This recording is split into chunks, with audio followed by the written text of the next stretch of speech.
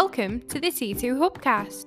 Join T2 and guests as they discuss all things personal and professional development.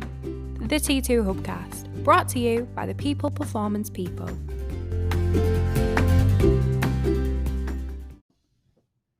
So welcome to the T2 Hubcast with me, Martin Johnson. And me, James Cooper. How are you doing, James? Very good. You? Good, mate. Really good. Looking forward to this. Yeah.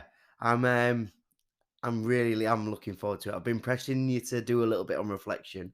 Well, but not only that, but you've been at T2 6 months now. Yes. And this is our first podcast together. Correct. I don't know why. Maybe time, maybe just how busy we've been. You've obviously been focused on your delivery, your clients, the learning the core programs that we deliver here at T2. However, we finally got into a room. We're here. And you've been sort of prodding me for about a month now going, should we do a podcast on reflection? Do you want to talk about reflection, the art of reflection? And it's like, yeah, do you know what? We need to put some time aside to do that. So let's spend half an hour now talking about that. I think it's a really fascinating topic. And do you know what, James? If we get to the end and we feel like there's more in it, we can come back for a second podcast. Okay, so just first question to you then. What it's something you use is reflection. When did you first discover it or come across it, and why do you feel it's so valuable? So from a teaching background, it became quite apparent that as you're going through qualifications and getting to the stage where you can actually, wow, I'm actually teaching here.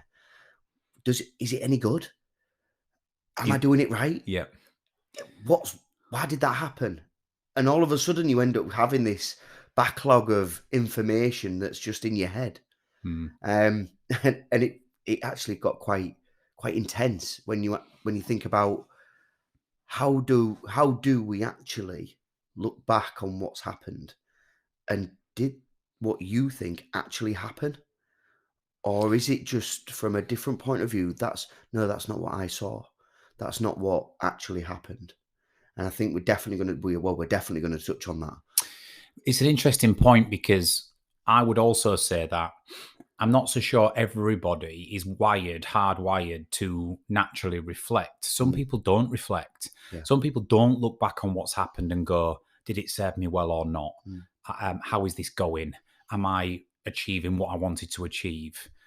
How am I coming across? How am I working with others? I don't think not everybody does that. Some people steam through life with this notion of, I am who I am. It is what it is. I ain't going to dwell on the past. I'm just going to keep doing what I do.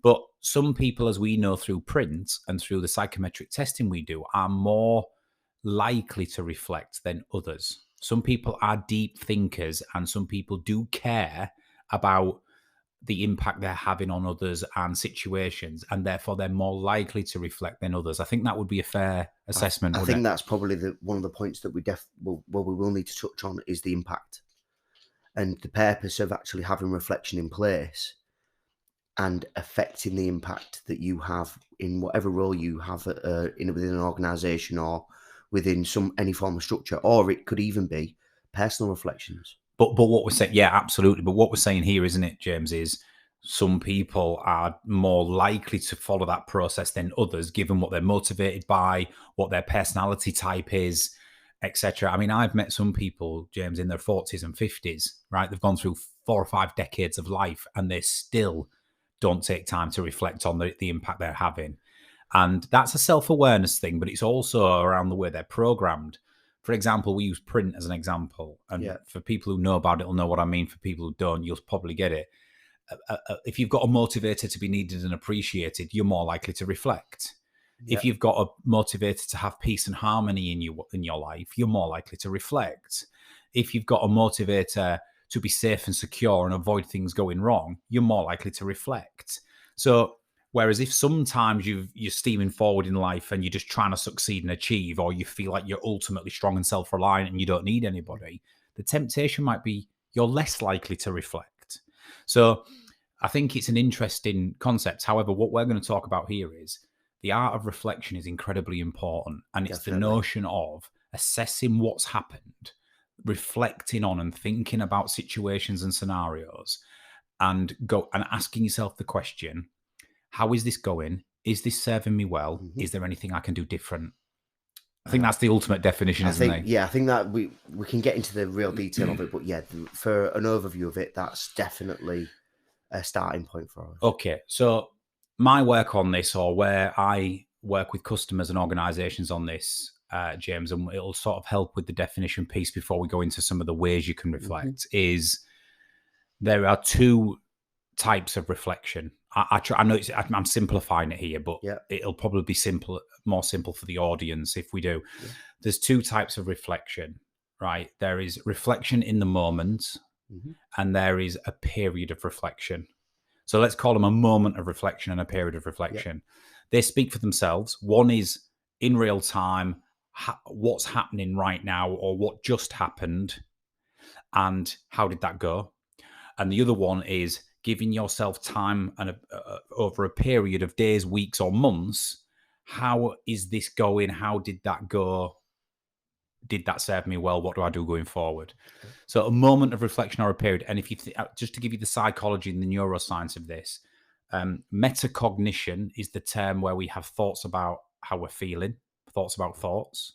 So metacognition is our ability in the moment or shortly after to go, ooh, that's made me feel like this.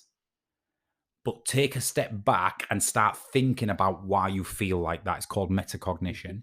It's really hard to do when the emotions are flying and the, situation's right in front of you. And then you have what I call metadata, which is more of an IT term, but think about it like this. It's in a period of reflection. It's trying to analyze through evidence and information what's going right, what's going wrong, what do I do differently going forward? And obviously that takes a little bit more time.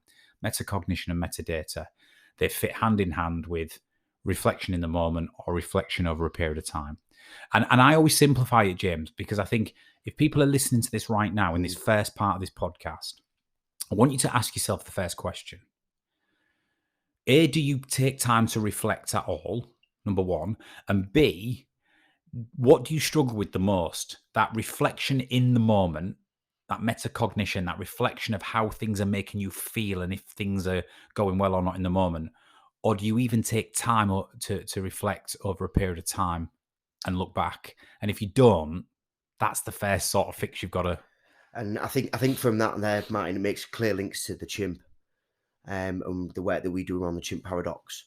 So I think from my point of view is that if you don't reflect, you're doing yourself a disservice, even just to connect with the information and that emotional intelligence, emotional control, being consciously competent of what you say and how people maybe receive that, and also the reactions that people have to what you say. So yeah, I think that's definitely some really, really clear links to. Like, let me put you right in the scenario now, man. James.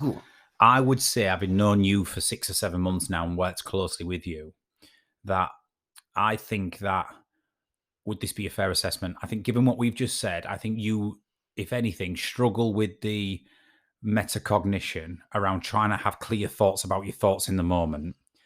But what you do really well is you do that metadata piece where you'll go away and you will reflect over a period of time to give yourself time to come to a sensible conclusion. You're really good at that. But I think what you struggle with is probably in the moment.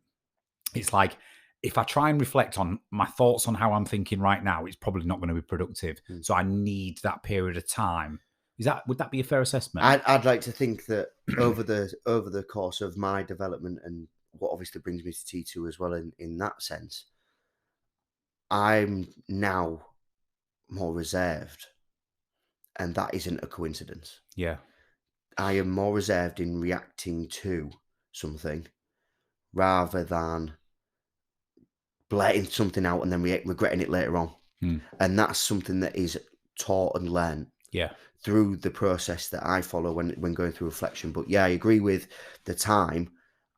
It's not a coincidence that I take the time. I give myself the time, whether it's in a drive on the way back from maybe delivering to a cohort, or even sat in the office and having the conversations. That's the time where I go, okay, leave me alone for a couple of minutes. Leave me alone for a little bit of a maybe just to take notes, or it could be that I write something down and then I come back to it. Yeah. And that's where I found some really good progression for me as an individual within business to say, right, what's actually happened here? Yeah. Why somebody told me that, and breaking it down into quite a granular level. I think, yeah. And I think that serves you well. I think when you go away for a day, a couple of days, hours, and you just think and write and capture stuff, you're gonna talk about journaling soon.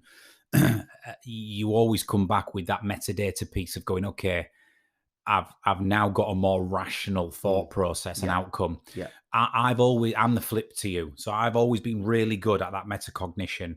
Yeah. I know exactly how I feel in the moment. And I've got no problem in being able to think about that in the moment, split second, and address it. Yeah. Doesn't always serve you well, because if your chimp's not under control, it can become out as combative. But what I've always been quite good at is not letting my chimp fly off the handle and dealing with a tough situation in the moment, having that metacognition to think about how it's making me feel. What I've never been good at is the reflective piece of, like, for a period of time after, think about how that went for you, the other person or people in the situation, and was it the most optimal or best outcome? I've never been good at that, because I blissfully go away, James, and go, right, dealt with that, done. And it might be done in my mind, Yeah. but what I've learned over the years is I've maybe pissed other people off, or I've left other people a bit battered and bruised. And because I don't do the reflective piece, like the metadata piece after a period of time, I've moved on. And it's like later down the line, I found out that other person or other people didn't see that situation and have moved on from it as quick as I did. So I think when I think about where we've started today on this podcast, what I'm getting better at now is giving myself periods of reflection to think back and say, is it done, or do I need to readdress this? Is there anything else we need to do? What could I do better next time? And you know what? That serves me well, because I need to do it. And it's just getting people thinking, listening to this, Coops, what are you more on the side of the fence on? Are you better with metacognition, where you know exactly how you feel in the moment and you think about it and then you address it, but you don't give yourself periods of reflection to actually analyze? Or are you better at analyzing over a period of time, but you don't ever quite deal with it in the moment because you're not equipped to, for whatever reason? And I think that is a skill set, and it's not about, oh, you're better than me and I'm better than you, or whatever. It is whatever works for you, and totally individual. So even where I've spoken to people that class themselves as quite reflective, and going down into the levels of, right, why did that happen? Where does it sit? What are the reactions from that? Well, actually, are you looking at the right things? Have you got a process, or do you just say, oh, I'm reflective. I have a little chat with myself, and that's it, which is fine. But if you really want to get down into the detail and get the actions in place, and then potentially not make the same mistakes. Now, I make mistakes. Now, I know I do. And I think everybody does. But what do you do as a consequence of that? Do you still make the same mistakes? Well, let's go into this now, Cooks. I'm going to pick your brains on process, because I think this is important. And at this point, let me distinguish on this conversation of where we're heading here. So just to recap, if there's two forms of reflection in the moment, or a period of reflection, reflection in the moment being that metacognition of being able to think about how you think about your thoughts, think about how you're feeling in the moment. And the reflection over a period is more around analyzing and thinking rationally about actually what the reality is, so you can correct going forward. Then the processes are always going to be aligned with the period of reflection, because you need a period to be able to follow a process. Whereas the first part of metacognition, which I'm sure we can come back and talk about maybe on a future podcast, it requires self-awareness. It requires you to understand how your brain works. It requires you to take a moment and suppress the emotional response, the reaction, but still respond in a timely fashion. Not easy, takes a lot of practice, takes a lot of experience. But that's more of a psychological self-awareness, self-control thing. What we're going to go into here is, let's say you do allow yourself some space for reflection, then you need a process. Okay. So give us an example of a couple of processes So you can follow. there is so many out there, Martin, and through education and qualifications, that whatever you go through, there is different examples. So there's Kolb's learning experiential model, Gibbs reflective cycle, Tooley 2001, where they actually look at certain things in relation to sort of service and actually doing things. And really, sort of the model that I've adopted and would urge people to maybe even think about, or any of those are brilliant, by the way. Yeah. But one that's fitted with me quite well is really, it was Collier,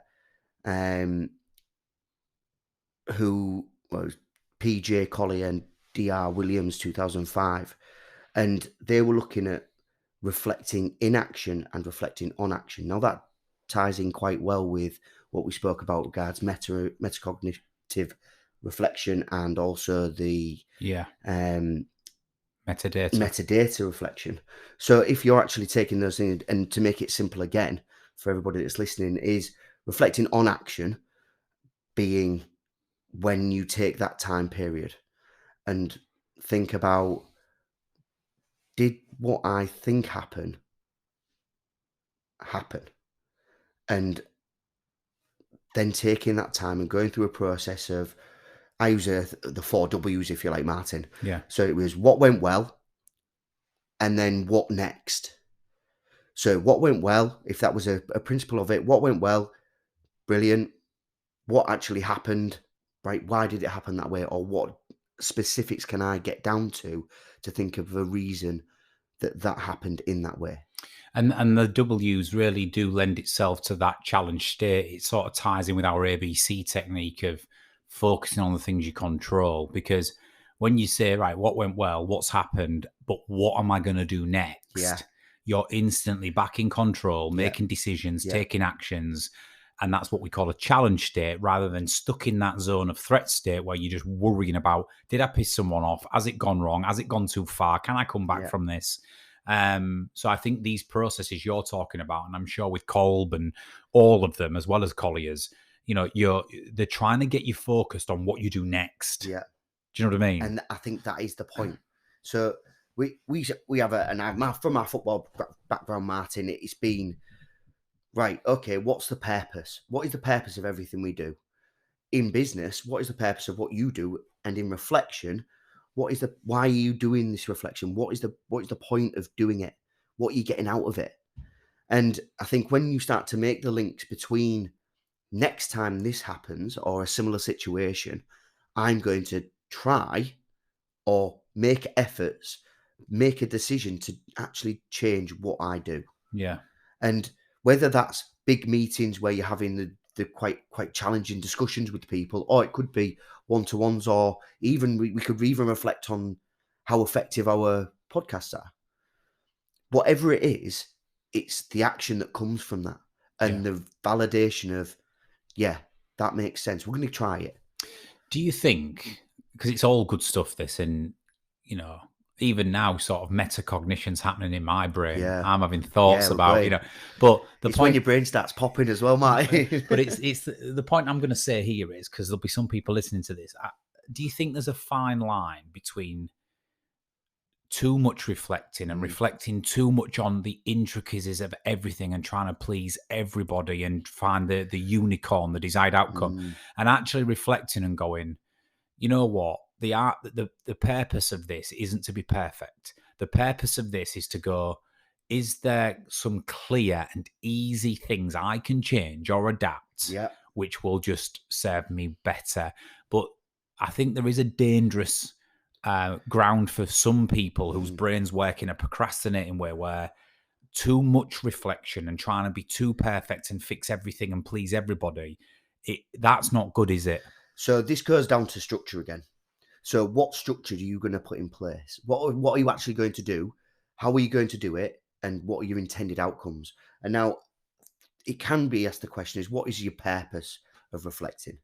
Are you reflecting for something that could be beneficial for you? Or is it something that could be beneficial for the team that you lead, for example, with quite a lot of the cohorts we use? But if there isn't a purpose behind it, you can get lost and you can end up down the rabbit hole. And I've been there a few times, Martin. So really, having timelines in place are really quite important.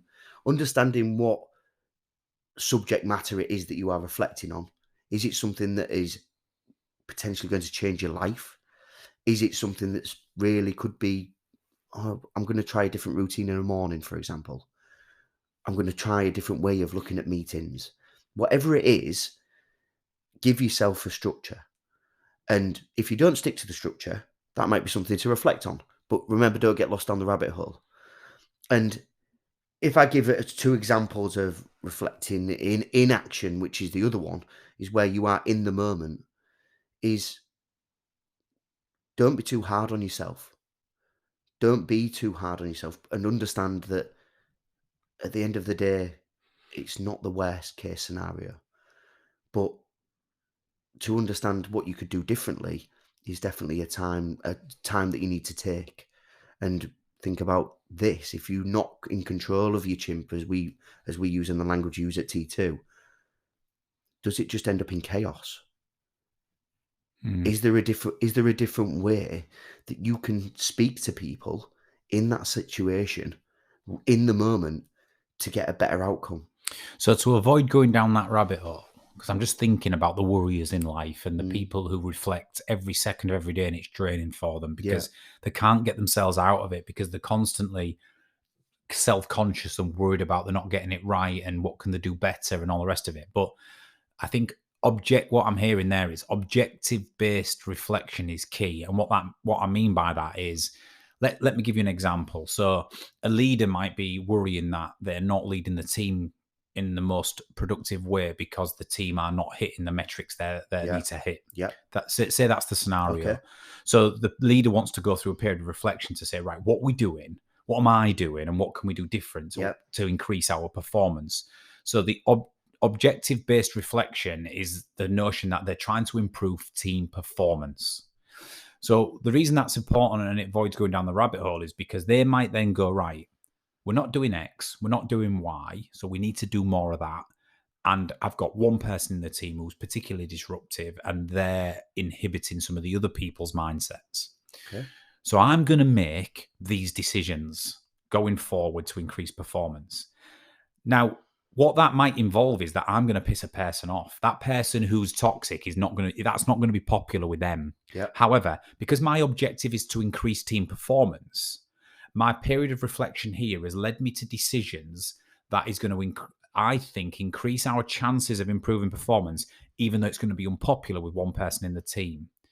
Because the difference between that and just reflecting is, if you were reflecting without an objective, you might be going, well, I want to do this, but that'll piss that person off. And then that's not good because that person becomes more toxic. Mm-hmm. And then the team are not going to be able to get on board with this. And you go down the rabbit hole and round in circles because you're trying to fix everything and please everybody. And I just wanted to use that as an example because I think what we're saying here, James, is reflection is powerful and it's important, but there needs to be an objective. Yeah. There needs to be a structure. Yeah. But you have to have that healthy understanding that you can't please everybody and everything all the time. You just can't. You can't. And it wouldn't be, ideally, it wouldn't be very sensible for you to think that. Because, and again, this goes to timelines and how much time you spend on doing this. You are going to end up overthinking, over-reflecting, and ending up being maybe a bit less confident in what the decisions you've made. Let me ask you a question. So is it good practice, therefore, to structure some time for reflection in and have that as a regular cadence? So, if you've got a busy working week, Friday lunchtime or on the way home from work on a Friday, I'm going to have a period of reflection and look back on the week. Or, does it have to be as rigorous as that? Or depends on the person? 100% depends on the individual, yet making a point of having the thoughts is definitely something that I'm an advocate for. When we talk about the ways that we do it and what you can actually do to record those things, some people, and I've spoke to people, I did it for a period of my life where actually where you go take journals down. Every meeting, every communication that I had with this one person was really important to me. And I knew that I needed to get the information down so that I didn't miss anything. And I knew it was for the purpose was to not miss anything and to develop me as a person. And did you then look back at those journals, that journaling, and what did you do? Like end of the day or end of the week, you'd look back and go, what did we discuss in that meeting? What was the outcomes? Was it just a general reflection of reading through the journal? Some of these journal items were really detailed about specific things we wanted to develop within a business and specific people that we wanted to put in place that we thought would maximize the effectiveness of the business itself. But then when you look back, the note taking was even more important. When we started to look at, and my personal reflections were about my own values and taking notes and just making notes on things that happen and why I'd maybe think that way. And working with some of the companies that we work with is that little bit of ambiguity of, do I know what my values are? Do I know what the company's values are? Well, really, are they written down anywhere? And what we come to a conclusion quite a few times is, oh, well, so-and-so thinks this. Someone else thinks this. And really, we're all just sort of flirting with the idea rather than getting something down. So your journaling for you is about creating alignment then. It's about going, am I aligned to the objectives, to the people around me, to what needs to be achieved? And relying on the human brain to retain all of that from every conversation is not an easy, it's a hard ask, isn't it? It's one of my mistakes, Martin. Yeah. Because I've learned that it can't, the amount of information that I'm taking in, I can't possibly assume, and this is another one of my values, don't assume anything. Well, that's why, because I write the bloody stuff down. This is one of my biggest triggers, as you know. Like if we go into a room and I'm doing a business update or I'm taking some of you guys through a certain piece of content, like if someone turns up with no notepad and pen, my instant thought is, we're about to do 45 minutes of in-depth psychology on a topic, and how are you going to remember this? That you know nothing about, by the way. Yeah, and you're going to go away and go, cracked it. And it just winds me up because I'm a note taker, and I've like I say, I've got journals and training books and workbooks from years ago. I've got the very first books I ever read with all my notes in on certain chapters and pages, and it's magical when you can look back and just make, just really contextualize what it is you learn, and also you're just ingraining that information in your brain again. And this is another one, right? And we can go as deep as you want, but actually having it where you take yourself back to that moment when you first learned that information and who told you about it. How did it make you feel? I always talk about starting this business. I remember I wrote my first leadership program on a plane on the way to Orlando when I was working for Gartner, and I wrote my first leadership course on that plane. And by the time I went to Orlando, did a course and come back, I'd made my decision that I was going to set up a company. Right. I can remember that plane journey and how I felt and what had lit inside me. I can just remember it. And it's good. Reflection takes you back to moments which make you feel a certain way, which sometimes is enough to make sense of what it is you need to do next. And who you are. Yeah, and who you are, yeah. James, I think we need to come back and do a bit more on this, but let's just summarize what we've said in this half an hour, because half an hour has gone already, right? Flies. Reflection is important, right? And what we're saying is it's got to be objective based, it's got to be structured, and it's got to be with the purposes. You can't please everybody, but what are the things I can do to make my situation more optimal going forward, or to be aligned, or to make sure that I'm on track? We talked about metacognition, in the moment reflection of thinking about how I'm feeling and thinking. We talked about a period of reflection, which is more metadata.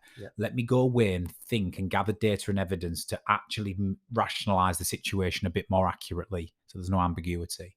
Both are really good. You've talked about several structures that help you with that. But either way, just ask yourself the question after this podcast: do I reflect? And if I don't, do I need to actually start structuring some time to do so? 30 seconds left. James, any final comments on reflection? It's totally down to you. And believing that there is marginal gains and there is little details that you might have missed, or other details that you don't need to think about, but have the thoughts and get a process in place. And just play around with it. Yeah, it's you. James Cooper, loved that, mate. Thanks, Thank you very much. And we'll be back shortly with another T2 Hubcast. Introducing the T2 Leadership Retreat 2023, the ultimate leadership development experience from the People Performance people. Join us at the prestigious Grove Resort in Hertfordshire for our annual leadership retreat, where you will be joined by other senior industry leaders in this immersive 3-day experience. The T2 Leadership Retreat will include a 3-night all-inclusive stay at the 5-star Grove Resort, multiple leadership tasks, sessions and challenges, an in-depth personal leadership 360 report, an exciting off-site activity at a nearby location, as well as access to psychometric profiling and self-awareness tools. The retreat will be facilitated by experienced professionals from the world of business, the military and professional sport, and will feature high-profile guest speakers Sir Dave Brailsford, Director of Sport for Ineos, and former New Zealand Rugby Union captain Sean Fitzpatrick. To book your place on the ultimate leadership experience of the year, or for more information, please contact help@transsuperformance.com.